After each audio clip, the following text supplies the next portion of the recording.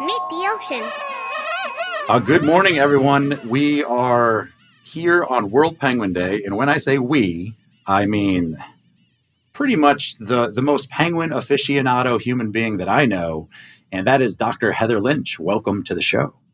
Oh, I am super excited to be here and happy to celebrate World Penguin Day with you. There might be someone out there that just doesn't know. And can you tell them what a penguin is? Oh, what is a penguin? It is a tube of muscle attached to a very sharp beak, and it is just a rock star in the ocean. So it's funny, we think of them as being cute and maybe slightly helpless on land, but these guys are killing it in the ocean, and they're just amazing creatures. I mean, they withstand the worst that the earth can throw at them, and they come out on top for the most part. And hopefully we'll continue to do so if we can protect them as we should. But they're amazing, and I think I'm awed by them all the time. That was a poetic and scientifically accurate description. Well done. Such academic terms. You must be in the biz. You're reporting from an institution. I am. So I'm an official professor of penguin science, as it were. I'm at Stony Brook University, and I have a joint appointment between ecology and evolution and the Institute for Advanced Computational Sciences. And I think that captures kind of the scope of what my lab does. Like, we spend a lot of time in Antarctica out there with the penguins, but we spend a lot of time doing statistics and data science and modeling and trying to look at them from space. So all the ways that we can try and understand how many penguins there are, how their distributions are changing in time, and what threatens them, and why their populations are changing. I'm pretty sure you just opened our listeners' minds to like career possibilities, because you did just say penguins from space. We can see penguins from space, not necessarily individual penguins from space, but we can see penguin guano. So penguins are prolific poopers, as all seabirds are, and we can actually see the colonies from space because they are covered in pinkish red guano that looks like nothing else in Antarctica. So that is the saving grace, because it allows us to monitor their populations even in places so remote that we can't get there in person. And I would like to add that having swam with penguins, I would like to equate that experience as me putting on ice skates for the first time and like going out on the ice with an Olympic skater, because I've been diving for years, but to watch them in the water is grace. Oh, they're amazing, and we don't get as much chance to look at them underwater as you have. But from the videos we've seen, just to watch them darting about, we see them at their worst up on land. But if you can catch them underwater, you can see where their real strength lies. So I love everything that you do, especially it's so multifaceted, because you have, the academic part where you're teaching people, you're running labs, you're bringing up new generations of scientists, but you're also scheduling and participating in expeditions. So can you tell us a little bit about that side of your work? Sure. So we do a lot of the work that we do on commercial cruise ships, but we partner that with what we think of as big expeditions to places where the cruise ships aren't able to go. And 2 of the last 3 years, we've done expeditions with Greenpeace International, including this most recent field season where we were able to get into the Weddell Sea, into some areas that really haven't been surveyed ever. And if they have been surveyed, it hasn't been for 30 or 40 years. And this was just an amazing opportunity to survey some really big Adelie penguin colonies that we had reason to believe were doing pretty well, but we wanted to confirm that, particularly because the Weddell Sea is being proposed for a marine protected area. And we want to make sure that we know what resources are there to protect and figure out how best to protect them. Yeah, well said. And the Weddell Sea is a magical place. Maybe you recently heard about the discovery of Shackleton's, sunken vessel, and that's where it was. We tend to think of Shackleton and Scott and Amundsen as explorers, but Shackleton and Scott in particular both did a tremendous amount of science, as did many of the other early explorers. And they were just, master mariners, and their navigational tools saved their bacon more than once. And so their ability, like you said, to get a good reading on their location, decades and decades before GPS is incredible.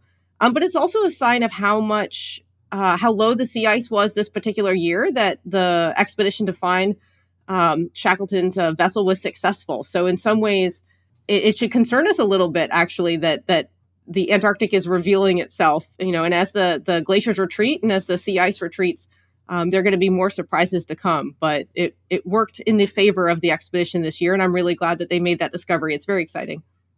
Yeah, that is a fascinating way to frame it. Antarctica is revealing itself, and there's some historical treats there, perhaps, but ecologically speaking, that is troubling news. It is, and certainly we'll discover a lot as the Antarctic changes. But those changes, as interesting as they might be scientifically, do spell trouble for the species that live in Antarctica who are not prepared necessarily to adapt to the changes that are ongoing, particularly given how rapidly the Antarctic is changing. Part of what we try and do with Meet the Ocean, because of course I'm no scientist, but I am a science communicator, rubbing shoulders with the likes of you. We traveled together with Lindblad Expeditions down in the Southern Ocean. I think we agreed it was 2019. That sounds right. That's my memory of it. Just before things started to fall apart. We were just living the expedition dream, and actually, there is a beautiful crossover between how the science community is able to benefit from the expedition community. When you're invited on, not only do you get to gather data and samples as your purpose fits, but you get to interact with the people. You get to be like frontline science, and then perhaps even have like a dinner conversation, expand on what you do back in the lab, but also sort of contextualize. And I think that's the real beauty of it, is the interactions that people get with scientists like yourself that not only accentuates their experience of Antarctica, but also the mindset of how we should be thinking about it. I mean, working on the cruise ships is a real win-win. I think the passengers really gain a lot from having teams of scientists on board, but we gain a lot from being in the Antarctic with them, and just seeing their excitement about seeing the Antarctic for the first time, I think keeps us from getting jaded, just another penguin or just another seal. I love that part of it. And passengers to the Antarctic ask amazing questions, and it really forces us to articulate the science that we're doing again and again to people with different backgrounds, and we become better scientists for it. So I benefit, my students benefit. I really enjoy that interaction with passengers. And again, it keeps us excited about the Antarctic and motivated to protect it. Indeed. I think you named the departments of what you're doing, but did we name the university? So I am at Stony Brook University, which is on Long Island, and you are also a product of the SUNY system. So we're very, two SUNY affiliates here trying to save the Antarctic. So for those who don't know, SUNY is the State University of New York. I am a New York native. I grew up in the Hudson Valley. I went to SUNY Orange and then to SUNY Albany. And yeah, that English degree continues to serve me as we podcast for the planets. But we don't have sound effects. Normally, my team would take it from there and we'd do something with bubbles and the transition. But, today we're just talking. I made a film during the pandemic with some Las Vegas talent, but I kind of have to admit something.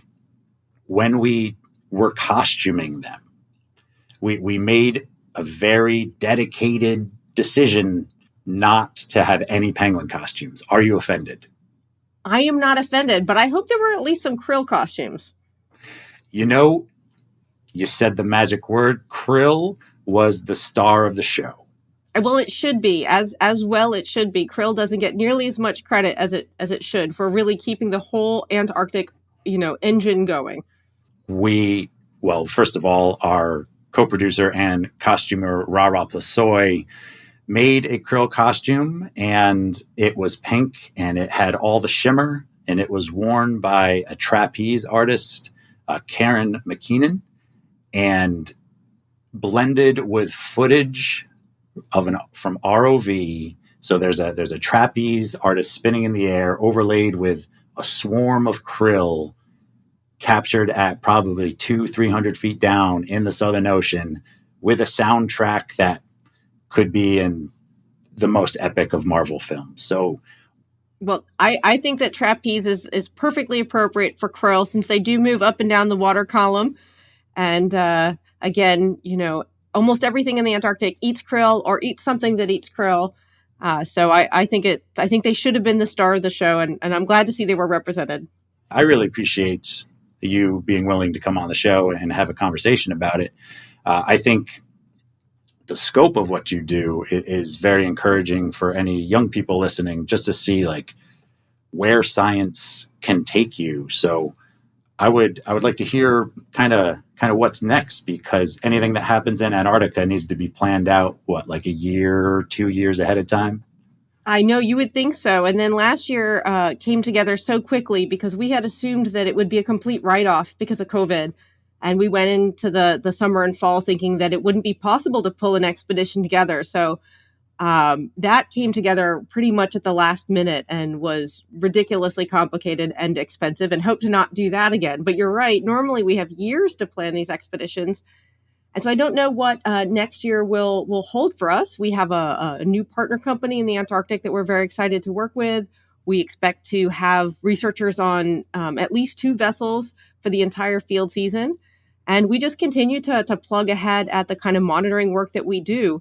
I mean, you had mentioned earlier about, Shackleton's men making recordings of that location, never maybe knowing, who would pick that information up 100 years later. But I do think of our work as being similar, that its value, I think, will maybe only be appreciated a century, from now, where people will appreciate that we counted penguins and we wrote it down and we documented the Antarctic as it exists now. Because the problem with the oceans is always one of shifting baselines, that your kids and grandkids may never know what was once there and what there is to protect. And so, my own work is very much about just recording history as it happened, so that in the future we know that there used to be, 10,000 Adelie penguins on this island and 20 Gentoo penguins on this island. And if no one writes it down, then we'll never know. And it's hard to protect what you don't realize is changing out from underneath you. The work you do is noble, I would say. Effervescent, perhaps very stinky at times, but well worth it for the cause, right? I have a very poor sense of smell, and I was thinking the other day that I was pre-adapted to study Antarctic penguins because I can't really smell anything anyways, and I'm exactly the kind of person that should be knee-deep in penguin guano. But you're right, it is pretty awful, even for someone who can't smell very well. The Antarctic is beautiful in big ways and small ways, so I think it's easy to get distracted by, the whales and the penguins and the seals. But if you give yourself half an hour to stare at a moss bank, I think you'll never see something as beautiful as that. So it is that kind of like feather that just lands on top of a rock, that if you give yourself time to look at that, it is beautiful. And the Antarctic is very dynamic. So like you said, the seals have to eat too, and the skuas have to eat. And there's a Japanese term I'm forgetting at the moment, but it's things that are beautiful because they're impermanent, because they're fleeting. And I think the Antarctic captures that sentiment well. We have an event coming up that I'm going to plug, but also then allow Dr. Heather Lynch to pepper me with questions, because from an ecosystem standpoint, it's a little akimbo. It's a little off, because we are bringing our penguins and our Antarctic Conservation Roadshow to Las Vegas. Dr. Heather Lynch, penguins in the desert. Anything seem off there to you? Actually, that seems just about right. So Antarctic is the world's largest desert. So you've just moved this up to the hot desert rather than the cold desert. But I'm super excited to hear more about this event. I'm sad that I can't be out there to enjoy it. So exactly what's going on in the desert? Well, I wanted to create sort of a scavenger hunt. So you enter this large space, you're sort of given mild instructions with how to interact with it. But in one corner, there's virtual reality, which I recorded on various penguin beaches. They come right up to the camera. They peck at it, they eyeball it, they as any curious creature on this planet would. And if you are wearing those VR goggles, then you're getting a face-to-face experience with a penguin.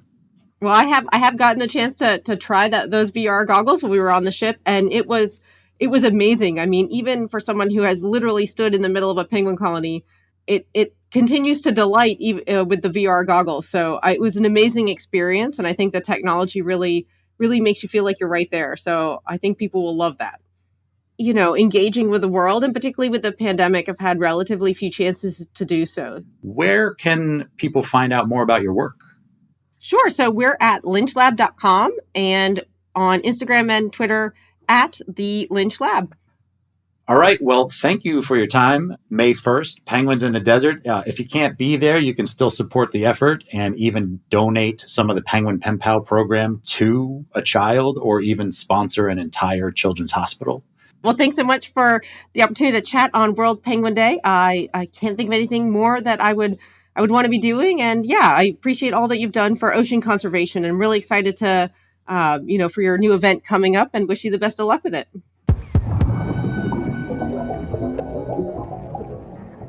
Maybe you know about Antarctica. Maybe you don't. Either way, you're going to want to check this out. For one day only, the educational nonprofit Meet the Ocean is bringing its conservation circus back to Las Vegas. Get ready for Penguins in the Desert. And it's happening with virtual reality, live performances, and a host of other polar interactions for audiences of all ages to enjoy. Come experience Antarctica like never before, while celebrating and supporting creative science communication. Pre-sale tickets and donations to our 501c3 nonprofit available on our website, meettheocean.org.